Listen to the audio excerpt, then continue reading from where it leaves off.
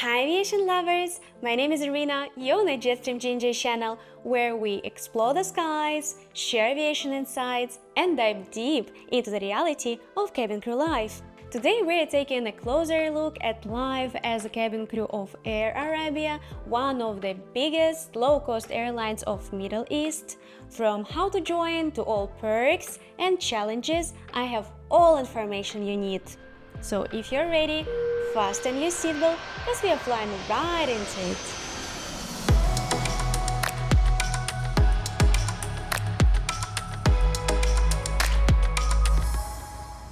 For those of you who doesn't know, I worked as an Emirates flight attendant for 5 years, which gave me a first-hand experience and a knowledge of this industry.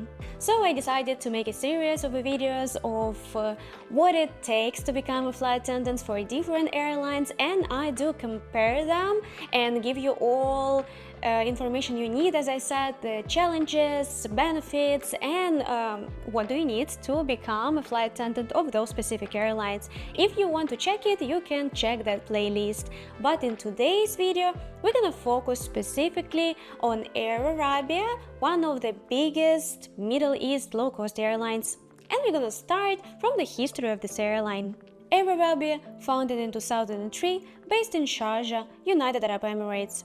The airline operates a fleet of Airbus 320 and Airbus 321, connecting over 170 destinations across the Middle East, North Africa, Asia, and Europe.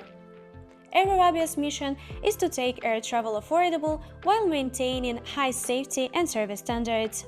Over the years, it has earned a reputation of reliability and value, playing a significant role in making Sharjah an important regional travel hub. As a pioneer of low-cost model in the region, Air Arabia continued to grow, offering budget-friendly travel options for millions of passengers annually. Interested in joining Air Arabia? Then here on the screen you can see the requirements of becoming an Air Arabia cabin crew, and you might see that they are really similar to other Middle East airlines. But I want to mention that because it's a low-cost airline and it doesn't hold that well-year reputation as Qatar, Etihad, Emirates, they are not that strict. So especially if you're experienced cabin crew, you can apply even at 30, even up to 33 years old, and they might hire if other airlines of the Middle East don't. Yes, requirements are similar, but hiring process is less complicated and you have way more chances to join this airline. But I would say that the benefits are slightly less comparable to other airlines, but still they're quite nice, so let's discuss them.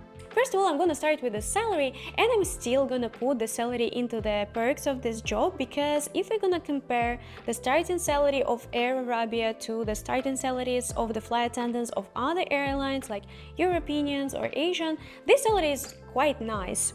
So your starting salary with Air Arabia gonna be from between 10 to 11,000 dirhams. It includes everything: your flying hours, basic salary, transportation, allowances.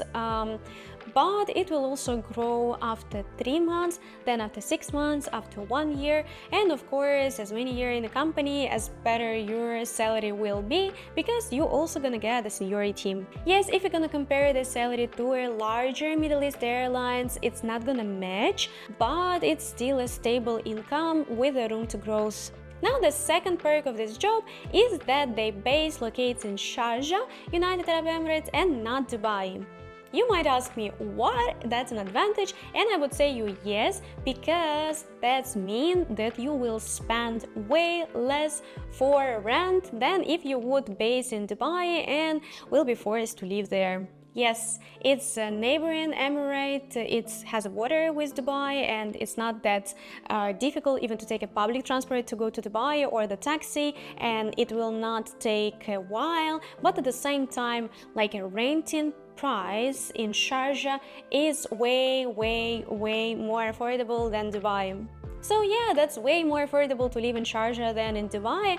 But even if you want to live in Dubai, you have this option. You can rent an apartment there and just drive to work. And if it's not like peak hours, you can drive it with less than half an hour. If it's like busy time of the day, it might take longer, but still it really depends. If you want to live and spend less for your rent, you can live in Sharjah, close to the airports, or you can live in Dubai if you want to live in Dubai, because it's like neighboring Emirates.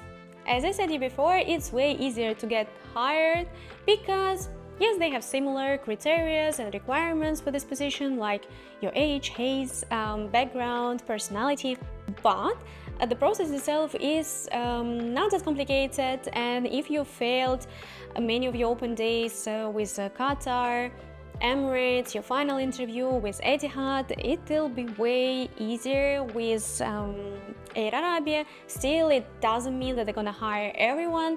They do have this process where they're selecting the best candidates, but still it's easier to get into the Air Arabia than to other Middle East airlines. Of course, flexibilities and policies is a perk of Air Arabia.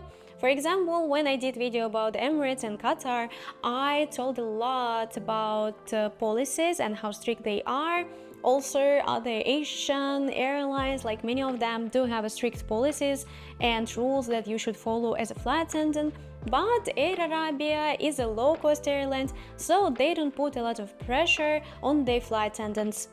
Also, because it's a low-cost airline, everything on board is chargeable, so you don't give a lot of option for your customer to complain. For example, on other airlines, everything is free of charge, basically, entertainment system, food, drinks, and sometimes you run out of the option or there are problem like technical issues with in-flight entertainment systems, and people would still complain about you, not because you're rude, but because they didn't get what they were expecting. On Air Arabia, there are not that many expectations, so they do not really have this expectation reality. You cannot ruin, and I would say that complain less on Air Arabia, so give you less option to get a warning and to be fired. And of course, expanded network, travel perks. As a flight attendant, as an employee of the airline, you can travel the world on your days off, on your vacation. You have discount with your mother airlines, with Air Arabia, and with other airlines worldwide. And of course, other guarantees benefits like your insurance, maternity leaves, and all the perks that other airlines provide. I just don't want to talk about that more specifically because other airlines provide it as well. Now, let's proceed to the challenges of Air Arabia. Low-cost airline status.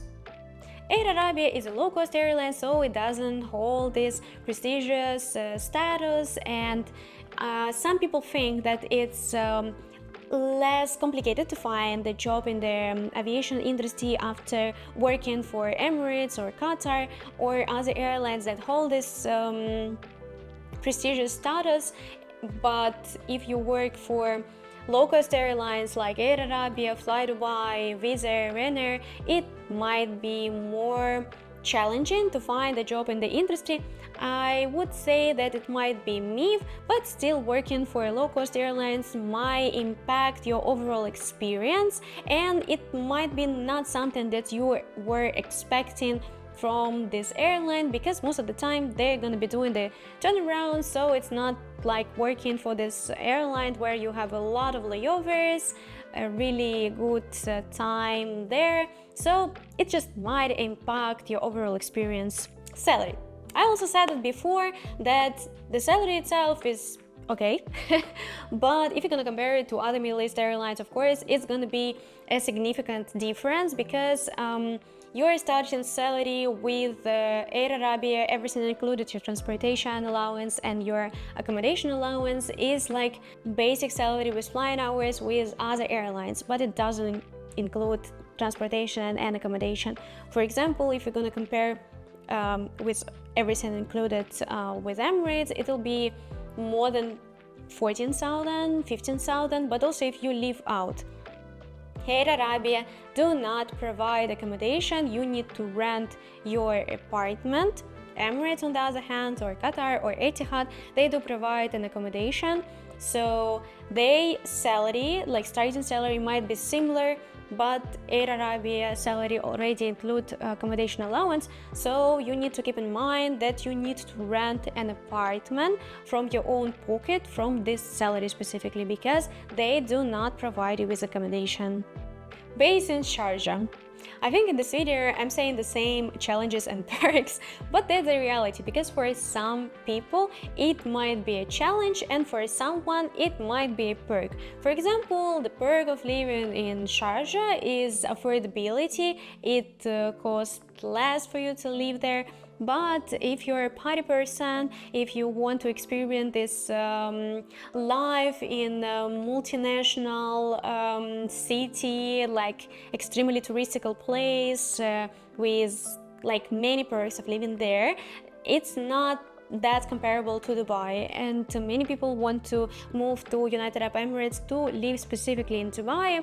Even I know the people who work for Etihad, which is also like extremely good airline, but at the same time they do not really like to live in Abu Dhabi. It's a capital of United Arab Emirates, but it's not that like party hard place as Dubai.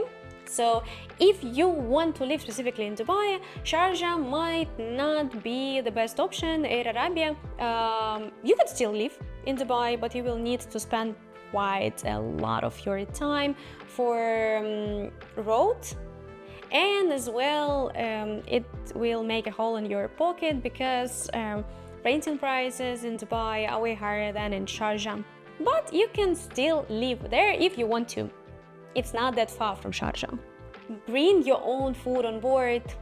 This information I was told by my friend who used to work for Air Arabia for quite a while, but I'm not sure if that still exists. But what I was told from my friend, that Air Arabia doesn't provide catering for flight attendants, so you actually need to bring your own food on board.